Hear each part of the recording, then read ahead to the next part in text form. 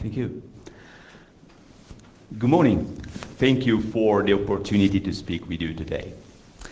This is also my first time at DeepSec. And first times should be unforgettable. They can be unforgettable. Just consider this. The first love, the first concert, the first kiss, and the first man-in-the-middle attack. I remember the supposedly first time when I was man-in-the-middle attack.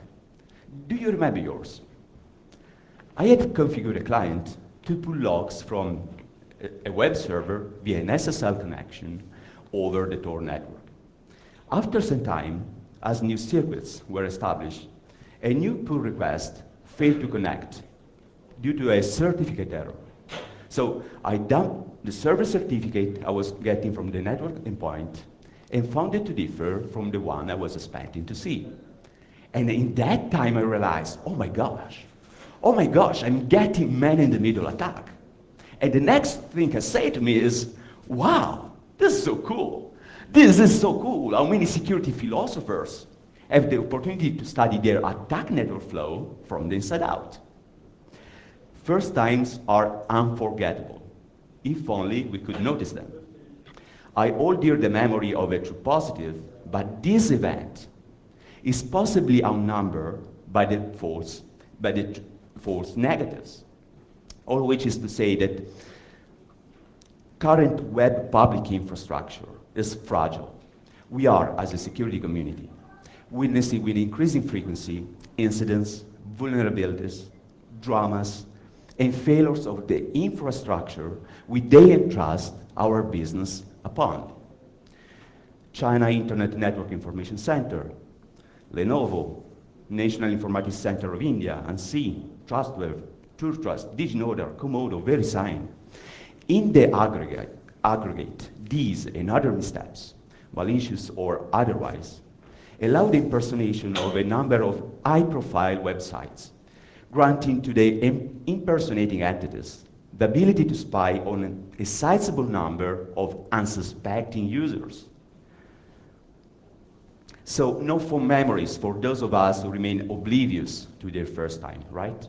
This is already unfortunate, because if no silent failure is the pinnacle goal of security engineering, undetected impersonation is no measure of success in our engineering effort.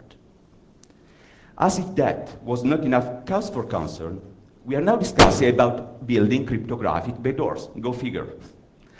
I work at the intersection of software security and security software, exploring and try to contain the space of unanticipated state.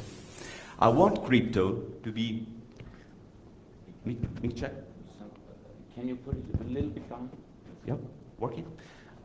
I want crypto to be open and robust. To me, secure backdoor sounds no more than an oxymoron, like almost safe. Can you imagine your special somebody asking you, are you safe, darling? Almost, you reply.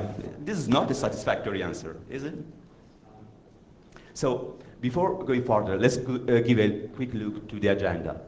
We already start discussing the thorough state of the infrastructure we daily entrust our business upon. Shortly, I will introduce you to illusoryTLS, an asymmetric backdoor targeting the RSA key generation that I submitted to the first under-ended crypto contest. I will use the backdoor design in order to discuss the impact and the implication that this backdoor and this class of backdoors may have on the current web public infrastructure. And before closing, I want to share with you a novel backdoor embedding algorithm using Alligator in order to do surveillance. So, crypto backdoors. This is a timely topic, open debate as a matter for a government to legislate on. For today, I propose you to approach it as a technical space that some entities might have practically explored, regardless of the policy framework. If somebody in the belief, however questionable, that a secure backdoor with a secret golden key is possible at build one, would be able to notice if our communication were being exploited. We'll be able to notice if our communication were being compromised. Before delving into the technical details, I would like to poll your view on crypto backdoors. If you feel inclined, please raise your hand and I recognize your view. So, how many of you think that backdoors can be asymmetric? Anyone? There? All right. And how many of you think that backdoors can be planted in data? Great. Well, still, the common view is that backdoors are symmetric in nature because they require some sort of malicious logic in the target system code base. Okay. Which is to say that everyone with knowledge about the internals of the backdoor can exploit it, and given enough skills and effort, code review can spot their presence. Yet, the scarce research published on this field challenge this view. In fact, backdoors can be asymmetric. Their complete code does not enable anyone, except those with access to the key recovery system, to exploit the backdoor. And backdoor can be planted in data. Or to paraphrase a popular quote on homogeneity of some programming languages, backdoor is data, and data is backdoor. I ask you to consider the web public key infrastructure setting. The entire X59 web PKI security architecture falls apart if a single CI certificate with a secretly embedded backdoor enters the certificate store or relying parties. Have we sufficient assurance that this did not happen already? While I'm not in the position to know if this already happened, I decided to explore this scenario from a both experimental and speculative point of view. And back in November 2014, 1 year ago, I submitted an entry called illusoryTLS to the first underhanded crypto contest. The underhanded crypto contest is a competition to write or modify code that appears to be secure, but actually does something evil.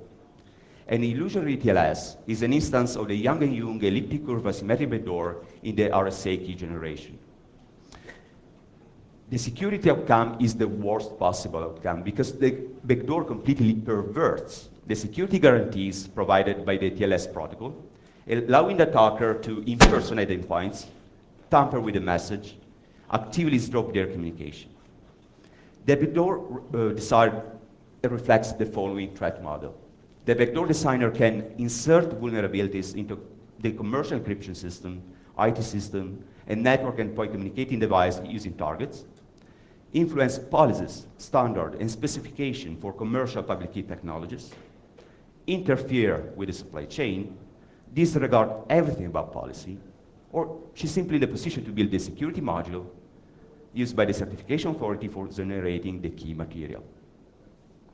illusoryTLS comprised 3 modules: a very basic HTTPS client, a TLS server, and 2 certificate store. The code is part of Network Simple TLS, an Haskell library for network socket usage pattern using TLS security, and is used as is without any modification. Now, for the sake of simplicity and without loss of generality, illusoryTLS implements a simple echo service. The client sends a basic HTTP command to the server and awaits the server response. So a question is due: if the client-server code is contributed by an open source project and is used as is, without any modification, where is the backdoor? I planted the backdoor in the certification authority public key certificates the 2 communicating points rely upon to mutually authenticate. And this backdoor is highly robust against reverse engineering. In particular, the upper order bits of the RSA modules encode an asymmetric encryption of a seed generated at random. The same seed was used to generate one of the RSA primes of the certification authority public key modules. Therefore, the RSA modules is at the same time an RSA public key and a ciphertext that gives to the backdoor designer, possibly only to the designer, the ability to factor with ease the said modules. This means that no backdoor was leaked into the cryptographic credential issued to the communicating endpoints.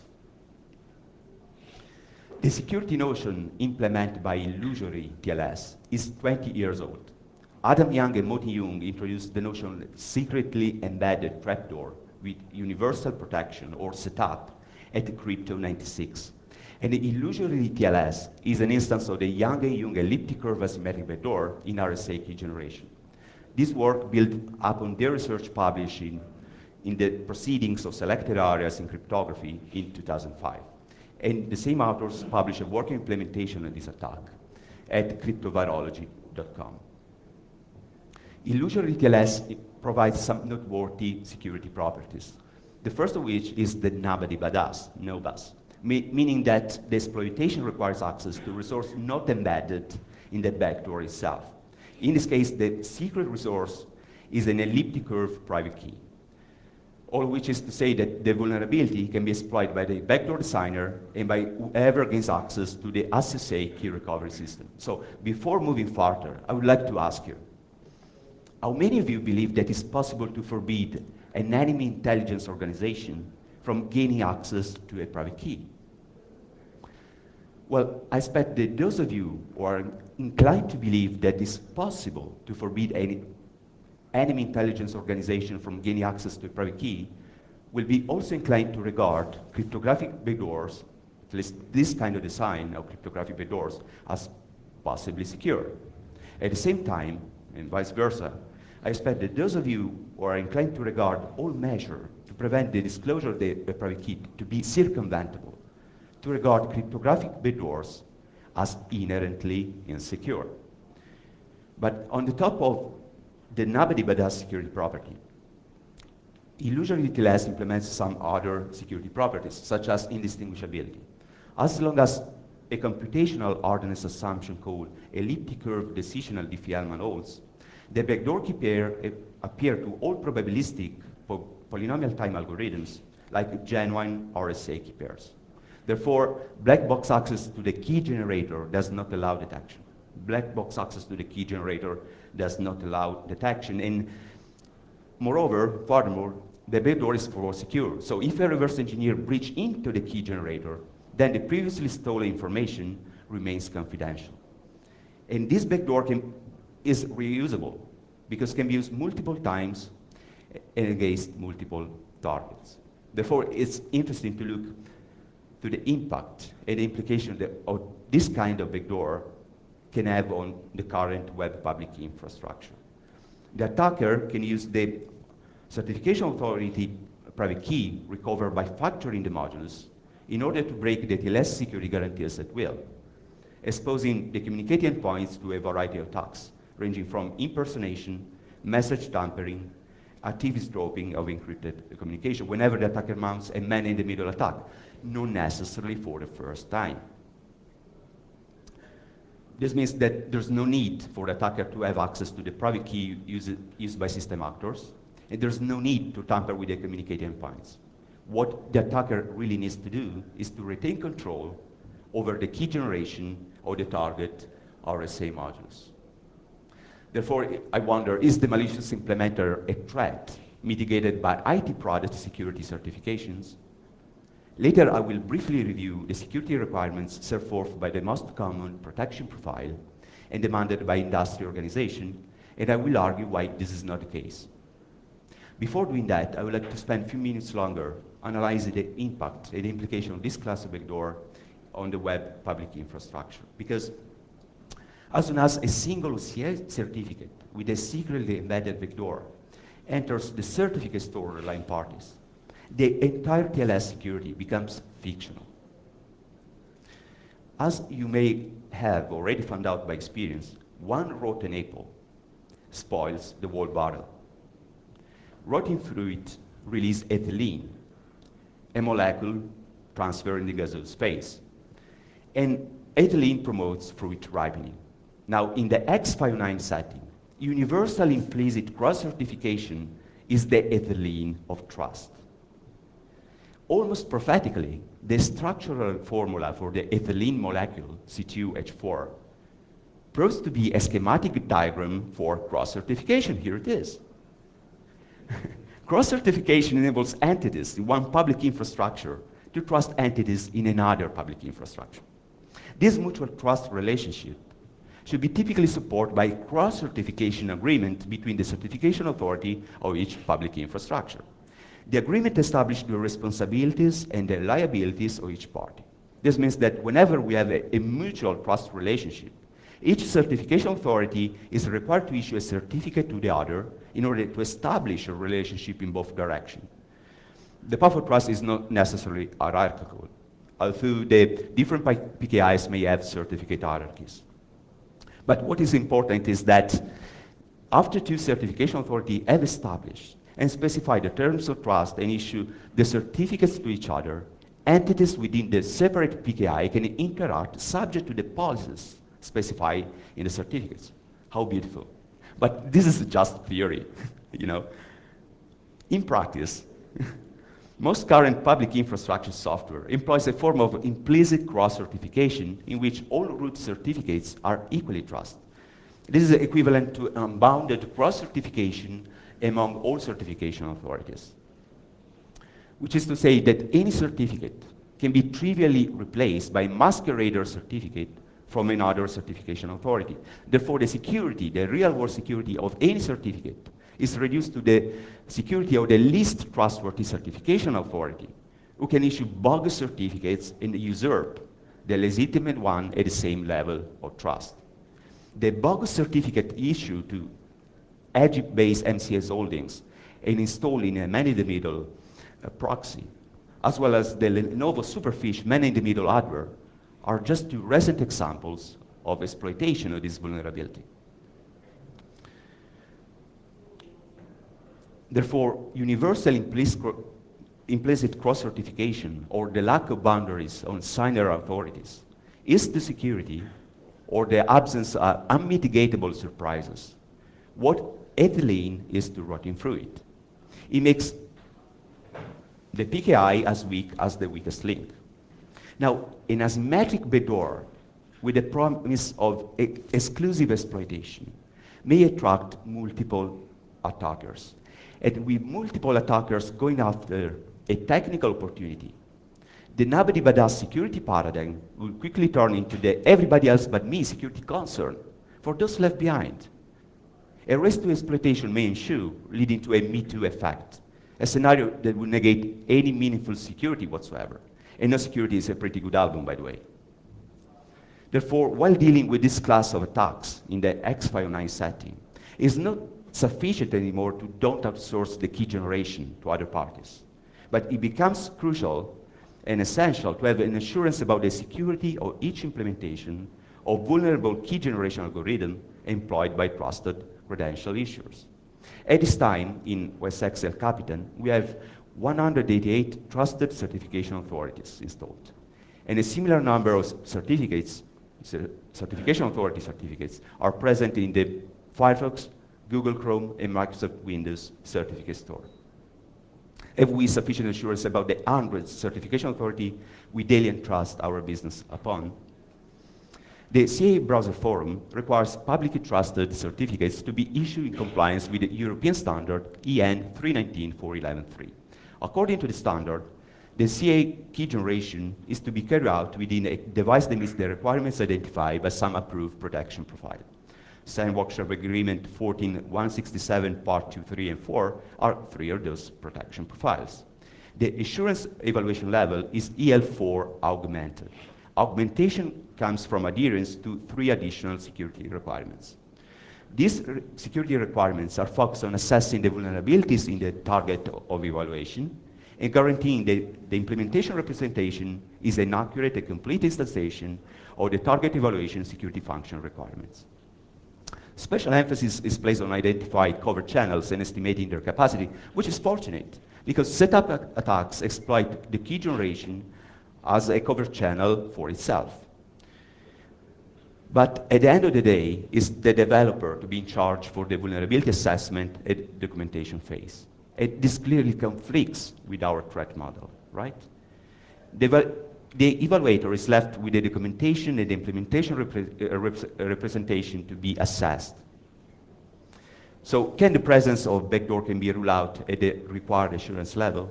If the evaluation was to be carried out at higher levels, the evaluator could have used formal methods. This would be helpful. But at EL4, the implementation representation may render backdoor detection likely. Just think about how difficult can be to spot the presence of malicious logic, look into the hardware description language provided at design time, or the netlist provided at fabrication time. Therefore, the key takeaway I would like to leave you with for today is that as long as the implementation of RSA, or more generally other algorithms vulnerable to this class attacks, cannot be used by trusted entities, cannot be audited by relying parties, any trust anchor for the same trusted entities is to be regarded as a potential backdoor.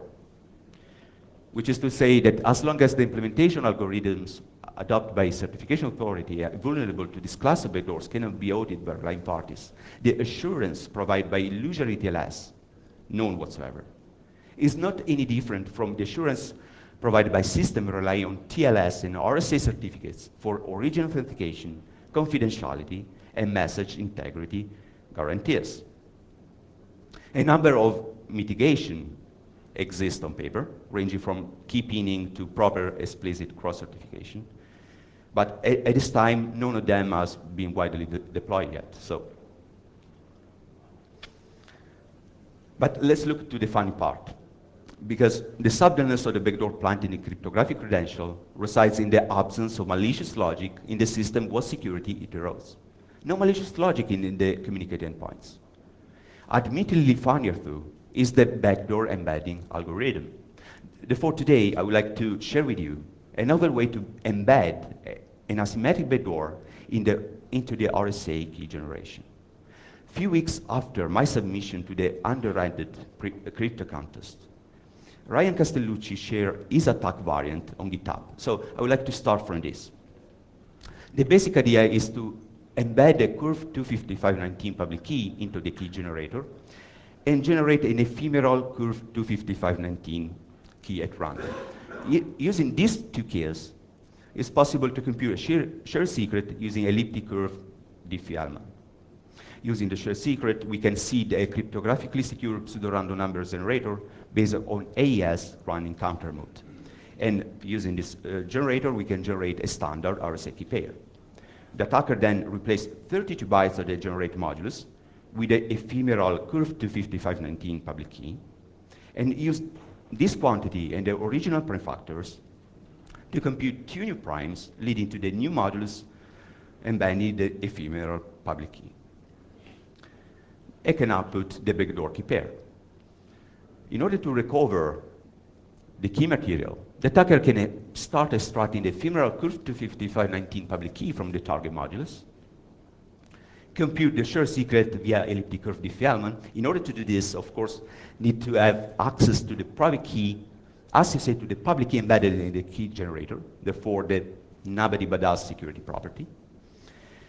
And using this decay, using the shared secret, the attacker can seed again the same cryptographically secure pseudo-random number generator and generate a standard RSA key pair.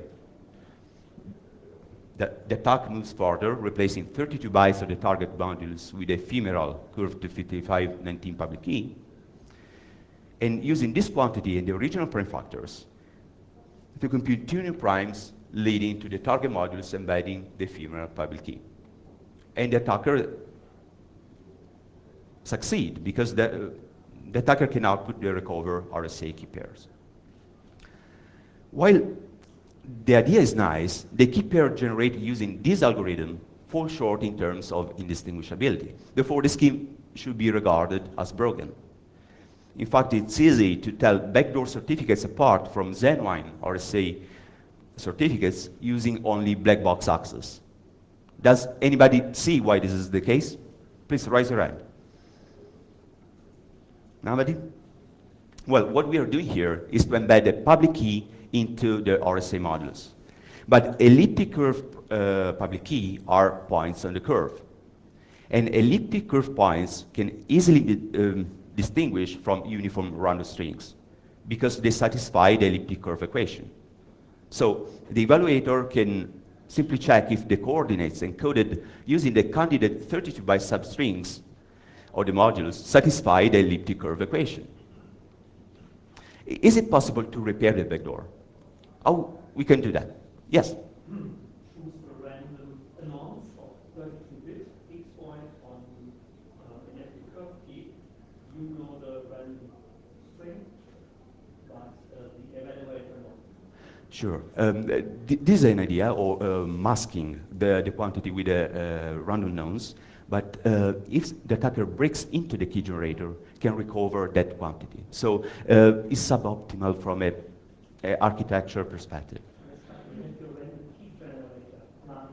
So the first round of the random key generator is used for your nouns. If you don't want to leave trace of that known somewhere, you need to communicate it. So you need additional space into the key material in order to embed that quantity. My intuition is the following. If we could make the elliptic curve points indistinguishable from random strings, then the backdoor indistinguishability will be retained, right? Designed by Daniel Bernstein, Anna Krasnova, Mike Hamburg, and Tanya Lange in order to make anti-censorship protocols undetectable, Alligator provides a method for encoding points on a single curve as strings indistinguishable from uniform random strings. Now, this is very interesting to me because all cybersecurity technology is inherently dual use. This long-held and well-sustained belief is corroborated by Alligator. Just like all cybersecurity tools, undetectability of core points can be used for good or ill, for censorship, circumvention, or for surveillance. But I believe that we can positively contribute to the discussion practice of information security by walking the fine line between offense and defense. And in this spirit, I took the time to write the Python bindings to Alligator, an implementation of Alligator supporting curve 25519, and rewrote the backdoor embedding algorithm in order to make sure that backdoor key material is indistinguishable from genuine RC key pair. And the attacker works as follows. We start embedding a curve 25519 public key into the key generator and generate an ephemeral curve 25519 key at random and associate uniform representative string. Using these two keys, we can compute the shared secret using elliptic curve diffie-Hellman and use the shared secret to seed a cryptographically secure pseudo-random number generator based on AES running counter mode. Using the generator, we generate an RSA key pair and replace 32 bytes of the generate modulus with a representative string associated with the ephemeral curve 25519 public key. This representative string is indistinguishable from a uniform random strings. Therefore, the key material will be undistinguishable from a genuine RSA key pair. Using the original prime factors, we can compute two new primes leading to a new modulus embedding the uniform representative string and output the backdoor RSA key pair. The key recovery attacks works as follows. The attacker starts extracting the representative string from the target modulus, mapping the representative string to the candidate ephemeral curve 25519 public key, and computing the shared secret using the private key associated to the public key embedded into the key generator. The attacker used this shared secret to seed a cryptographically secure pseudo-random number generator and generate a normal RSA key pair. Replace 32 bytes of the generate modulus with a representative string found in the target modulus, and starting from this quantity at the original prime factors, can compute two new primes leading to the target modulus embedding the uniform representative string. And we are there. We can output the recover RSA key pair. And that's pretty much it as far as the theory, the attack goes. And the code published on GitHub works, so please use it responsibly. Before concluding, I have one last remark to make. I would like to close with Vincent van Gogh, who once said, "Though I often in the depth of misery, there is still calmness, pure harmony, a music inside me. If you, like me, believe that insecurity or the presence of unmitigatable surprises is the misery of our time, if you, like me, believe that insecurity is the misery of our time, and at the same time, you, like me, are also sanguine about our ability to attain better security trade-off, and to give to our children the ability to reach confidence in the process, to which they will entrust their business. Then we can paraphrase Vincent van Gogh and say that though we are often in the depth of insecurity, there is still calmness, pure harmony, and music inside us. Thank you.